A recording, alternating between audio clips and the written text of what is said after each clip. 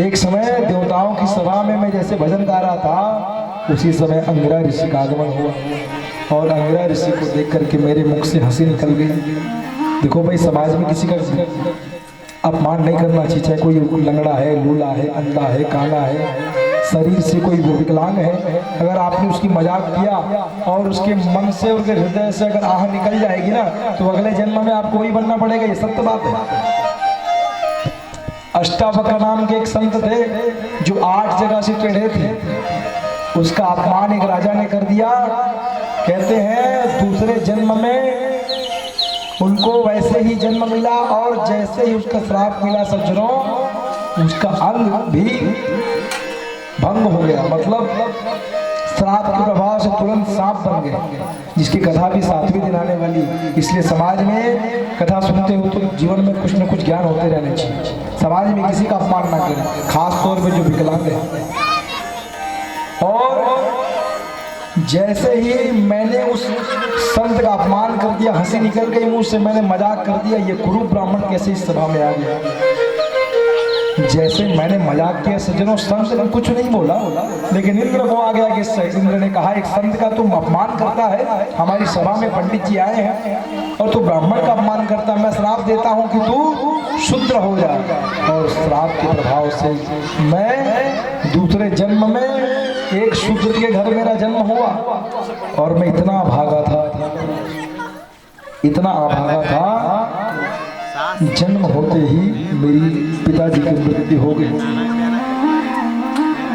नारद जी ने कहा भगवान के श्राप के अनुसार प्रभाव से जन्म होते ही मेरी पिताजी की मृत्यु हो गई। मेरी माँ के सामने समस्या आ गई कि बेटे की जन्म की खुशी मनाए, जन्मदिन मनाए कि पति के मरने का गम मनाए।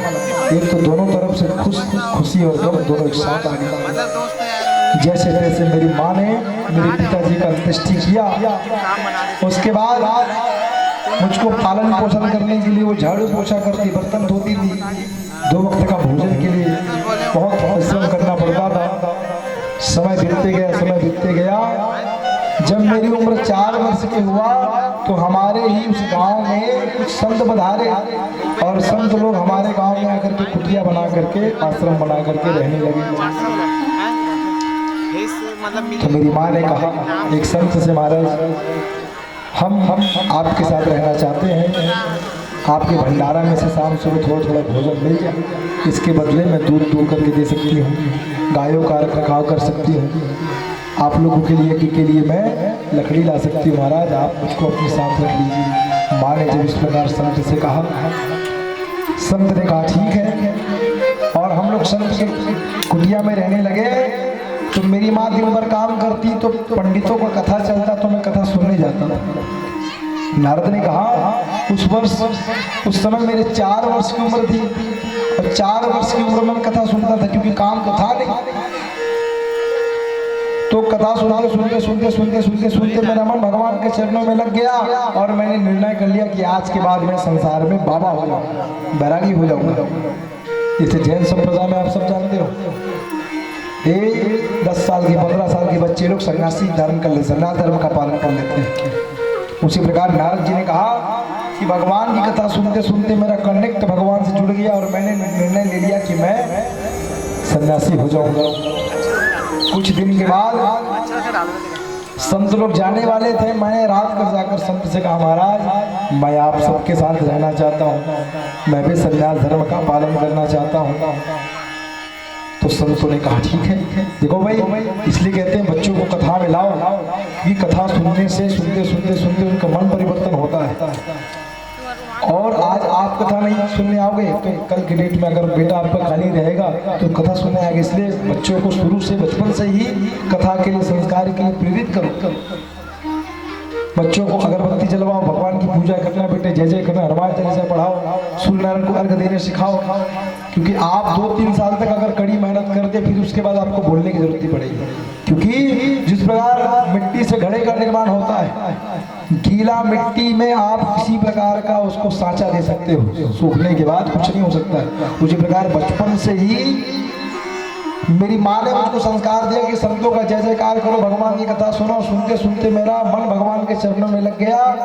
संत लोग जब जाने वाले थे रामदास, उस समय मेरा नाम था रामदास, कहा बेटा रामदास 4 साल की उम्र में इतना सुंदर कथा सुनता है, मैं प्रसन्न हो गया हूँ, मांगो क्या चाहिए। तो मैंने कहा संत अगर देना ही चाहते हो तो मुझको अपने साथ ले जाओ। संत लोग बड़े प्रसन्न हो गए। 4 साल का बच्चा अगर कोई संत होना चाहता है, सन्यासी होना चाहता है तो मानो भगवान की उस पर कृपा है। संतों ने कहा बेटा 8 बजे सुबह ट्रेन है, तैयार हो जाना, हम तुमको अपने साथ ले जाएंगे। आज से तू भगवान का बेटा है। अब बेचारा पहली बार कहीं जाने वाला था। सुबह 7 बजे तैयार होकर के दरवाजे में खड़े हो गए संत के। संतों ने कहा बेटा अभी तो है, अभी तो 8 नहीं बजे है। रामदास तू भगवान की पूजा करके मंदिर से आ, तब तक हम तुमको ले जाएंगे। उसी समय उसकी माँ आ जाती है और माँ आकर रोने लगती है संत के सामने। बोले महाराज पति तो है नहीं हमारा, आप तो जानते हो जन्म होते ही हमारा पति संसार से चला गया। बड़ा परिश्रम करके, बड़ा तकलीफ पाल करके हमने इस बच्चे को बढ़ाया है। 5 साल की इसकी उम्र है, अभी से आप इसको अपने साथ ले जाओगे। बच्चा तो समझता नहीं, नादान है। आप लोगों के साथ जाने का जिद कर रहा है, वो मेरी बात सुनता नहीं है। आप इनको अपने साथ ले जाओगे तो मेरा देखभाल कौन करेगा? मेरी आँख कमजोर है, शरीर दुर्लभ हो गया है, क्या इसीलिए मैंने संतान को जन्म दिया था? संत लोग सही कह रही हूँ महाराज, अगर आपने हमारे बच्चे को साथ ले गए तो मैं बहुत दुखी हो जाऊंगी महाराज। संतों ने कहा घबराओ मत, हम तुम्हारे बेटे को कहीं नहीं ले जाएंगे। आप उसकी माँ को आश्वासन दे दिया। अब संतों के सामने प्रॉब्लम आ गया, समस्या हो गई। बेटा जाना चाहता है, अब वो भी तैयार था। कोई आदमी छोटा सा बच्चा कहीं जाने के लिए तैयार है, उस दिन अगर कोई चीज वो कैंसिल हो जाए बच्चों का मन नहीं लगता है। और खास तौर में मामा जी का घर बड़ा विचित्र होता है। तो वो बच्चा एकदम तैयार हो गया था। संतों ने सोचा बेचारा मंदिर गया है पूजा करने के लिए, इसकी माँ रो रही है, इसकी माँ को हमने आश्वासन नहीं दिया है कि हम नहीं ले जाएंगे, बच्चे को आश्वासन नहीं दिया कि हम ले जाएंगे, तो क्या किया जाए? तो संत ने सोचा अभी पल्ला भारी माँ का है।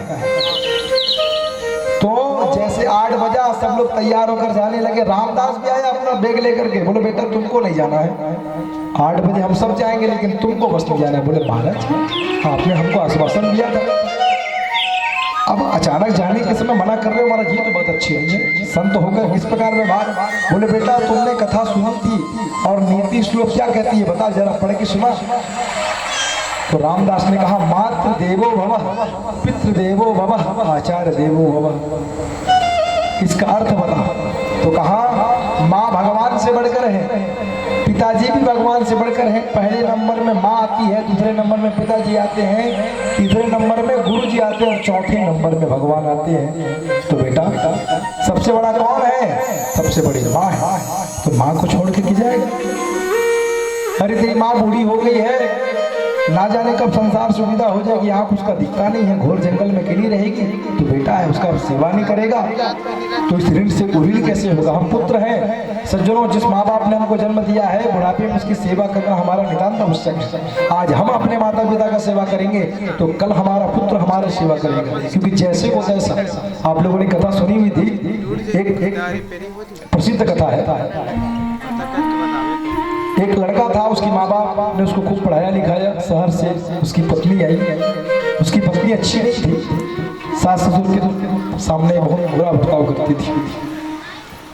धीरे धीरे पत्नी के चक्कर में पति भी अपने माँ बाप का सम्मान करना भूल गया।